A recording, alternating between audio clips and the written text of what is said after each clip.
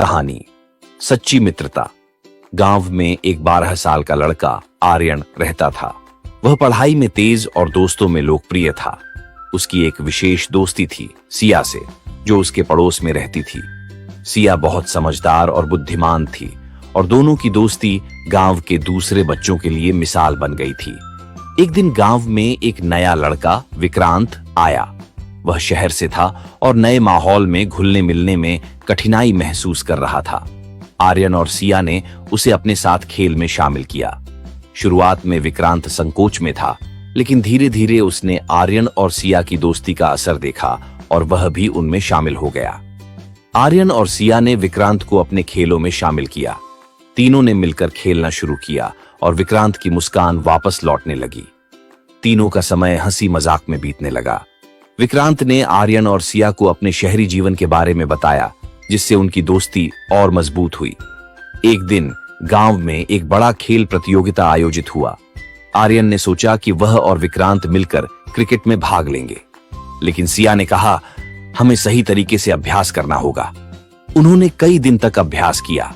प्रतियोगिता के दिन आर्यन और विक्रांत ने पूरी मेहनत की, लेकिन मैच हार गए। आर्यन निराश हुआ, लेकिन सिया ने उसे समझाया, जीत और हार दोनों जीवन का हिस्सा हैं।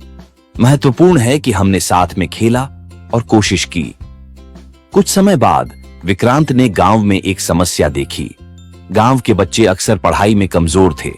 विक्रांत ने आर्यन और सिया से कहा, हमें कुछ करना चाहिए।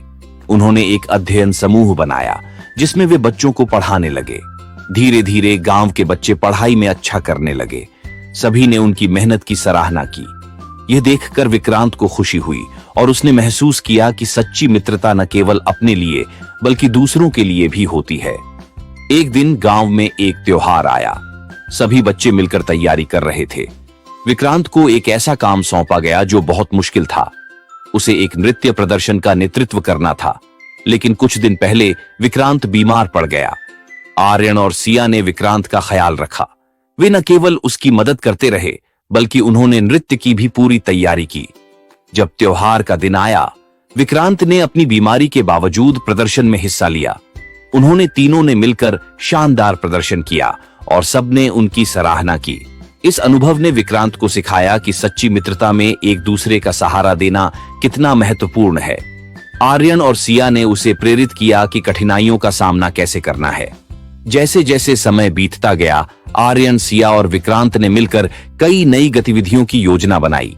उन्होंने खेलों में भाग लिया, नाटक किए और समाज सेवा की। उनकी मित्रता और मजबूत हो गई थी। कुछ साल बाद जब सभी बड़े हो गए, आर्यन ने फैसला किया कि वह अपने गांव में एक स्कूल खोलेगा। सिया और विक्रांत ने उसका साथ देने का वादा किया। तीनों ने मिलकर एक नई शुरुआत की। वे समझ गए थे कि सच्ची मित्रता केवल साथ रहने में नहीं, बल्कि एक दूसरे का सहारा बनने में है। उन्होंने गांव के बच्चों के भविष्य के लिए एक मिसाल स्थापित की। इस कहानी से यह सीखने को मिलता है कि सच्ची मित्रता का मतलब केवल मजे करना नहीं है, बल्कि मुश्किल समय में एक दूसरे का साथ देना है। मित्रता में सहानुभूति, समझ और एक दूसरे की मदद की भावना होती है, जो जीवन को और भी खूबसूरत बनाती है।